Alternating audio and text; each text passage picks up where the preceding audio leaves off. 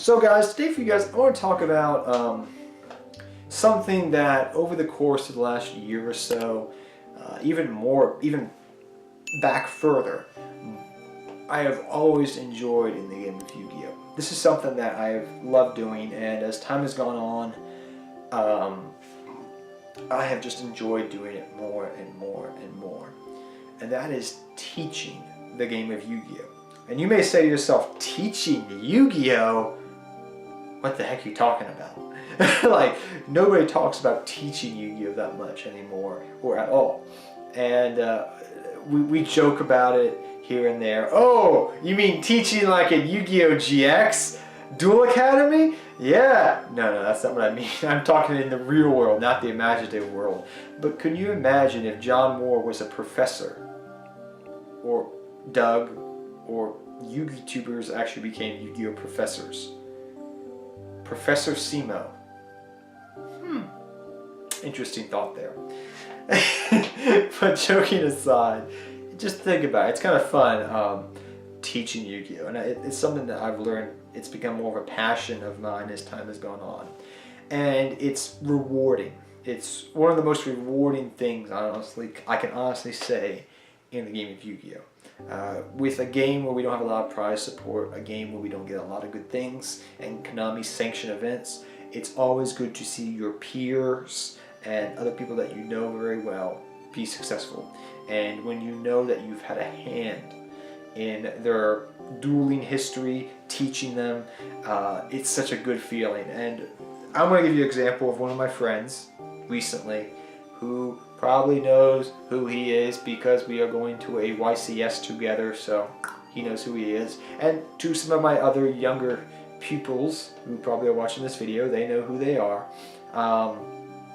It's something I'm going to talk about, but let's talk about one of my friend's stories who I started teaching him a long time ago, and I remember we were playing Blue Eyes Chaos Max and talking about how Swords of Concealing Light and Quaking Mirror Force were good for double piercing.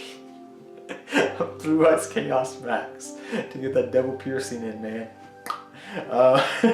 We were talking about that, and to see where he has come when we're talking strategies of that to what he is now, where he's done very good at a bunch of different events playing Sky Strikers.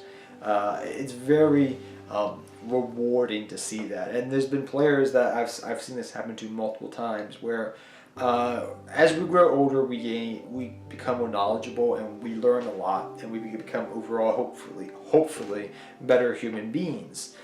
But it's nice to see when you have a player that you know you helped in their upbringing. You taught them what different things, like what's the difference between a good card and a bad card, and you may not understand that right now. What's the difference between making the most optimal play and just making a play?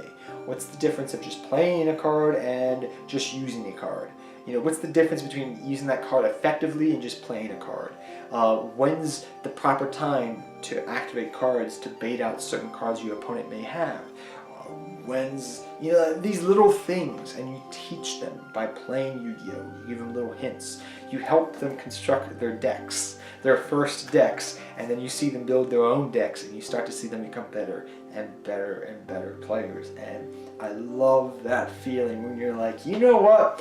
I remember when you were a scrub, and now you're a duelist, and you're a pretty good duelist too. And I'm like, and I love it when some of the kids I've been playing with, they actually want to duel against me, so they could measure to see how good they've gotten. And I love doing that. It's really fun. It's kind of the best way I can explain it is being a teacher in the game of Yu-Gi-Oh! Because we all have to understand this game is in the OCG 20 years old. Over here it's getting up there, close to 20 now nowadays. I think it's like 16, 17. It's getting up there, oh my gosh. But the fact is that we always need new blood coming into the game of Yu-Gi-Oh! If this game does not get new blood, this game will not sustain itself. And that is 100% a fact.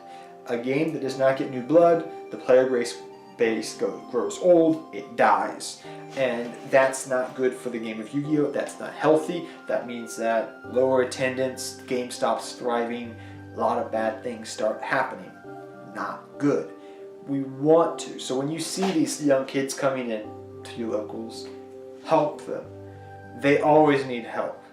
Really, like there's been rarely a time where I've seen a player just come in that's very young, maybe 10, 11 years old, and they don't know, they know everything. They don't. They need help with cards. I can't tell you how many times, me and my buddies, I'm like, okay, what deck are you trying to build that's decent? Let me try to build you a starter deck. I won't forget, there was a little girl that came into locals one day, and about a month ago, and she wanted to build Blue Eyes White Dragon. She's like, I really love Kaiba, and she... You can guess what happened after that. When someone says, I really love Kaiba, well, I'm going to help you build the best dang Blue Eyes deck I can. So I let her play my Blue Eyes deck and showed her like how my deck played, and I showed her how her deck can play and how to build the most best Blue Eyes deck she could with the cards she had. And when she was done and she walked away, she was like, my gosh, my deck is so much better now. And she was like, and she was beating up on her brother who was playing Light Swarms I built for him. But it's so cool to see this development and to teach and just see them. I don't know what it is. For you out there that are teachers and you've taught for a long time, maybe you understand where I'm coming from. But it's this pride that comes from teaching Yu-Gi-Oh! To people, to seeing them evolve, seeing them becoming better at something. There's this sense I can't describe exactly, but it's there and I love it. And over the course of the last year and a half, 2 years, I've started to find it, and I love doing it to pieces. I love it, and it's one of the reasons why nowadays I try to teach more, work on my channel, play some competitive Yu-Gi-Oh, play some casual Yu-Gi-Oh, and just enjoy life in general. It's been something that's been very fun. The other thing I would say, which is really cool, is when you help people construct their first decent deck. I can't tell you how many times I've seen people just buy, they have a random assortment of cards they brought. And I'm just like, okay, I'll help you rebuild this deck.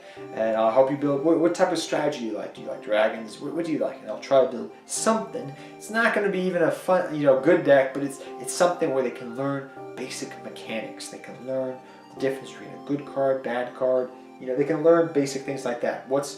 Things of this nature. The other fun thing I love doing is when we have I've seen players and I've taught players and worked with players that they used to play many, many moons ago when they were a kid. They played maybe 5-6 years ago, and they're coming back in the game of Yu-Gi-Oh! I always see these people even when they're coming home from college, they're coming back from things of that nature, and they're wanting to play more Yu-Gi-Oh! And I've been like, okay, what deck do you have? Like, what decks do you want to build with? And I try to help them, give them ideas and things they could work with if they want to. And sometimes I'm able to make trades with them with cards that I could use and give them cards that they need for their decks. And it's just a fun little thing overall to work with. That's something that it's really fun to deal with when you talk with the old player. You get to, like a player that used to play maybe in Dino Rabbit format, but hasn't played in many years. You get to reminisce about the good old formats, and then also talk to them about how Yu-Gi-Oh is being played now, how their deck can maybe adapt, so they can get back into the game of Yu-Gi-Oh and maybe later on invest in a better deck if they want to proceed to be more of a competitive player. It's so fun doing that. You get to reminisce and also build Yu-Gi-Oh decks. And this may also stem to the fact that I love creating decks, as I've stated before. I'm an okay duelist, a pretty decent duelist, I would say, overall. Not horrible, I won't say that. I've had success in the game of Yu-Gi-Oh at the regional level and bubble at YCS ages ago, a couple times. But you get the point what I'm trying to say. Like, I've had some success, but the thing I love in the game of Yu-Gi-Oh more than playing Yu-Gi-Oh is deck building, because of this. If you take the competitive aspect away, which I do love, and I'm not hating on it, there's a large card pool and reservoir of cards out there that are out there, and a lot of them are decent or good, and you see these type of cards pop up in starter decks and structure decks all the time. And people don't really need them because they're not good in the competitive meta, but for someone that's getting into the game of Yu-Gi-Oh, that can be a difference maker. For example, a kid that has, Dark Hole, perfect example. We don't play really Dark Hole in the competitive meta right now, but a kid trying to get into the game of Yu-Gi-Oh! Really could use that Dark Hole to understand good cards, bad cards, when to use cards effectively, when to basic fundamentals of Yu-Gi-Oh! Is what I'm trying to get at. So that's one of the reasons why I love teaching in the game of Yu-Gi-Oh! Do you like teaching kids when they come in? I know sometimes they can be a little bit stubborn, but a lot of times I find that they're very receptive and open to learning and trying to become better. People in general seem to be that way. But I'd love to hear your thoughts down below, or any of your stories that you have from teaching siblings, teaching friends, helping new people out. Tell me your thoughts down below. And until next time, take care, have fun dueling, good luck dueling, and I'll see all of you guys next time. Take care, everybody.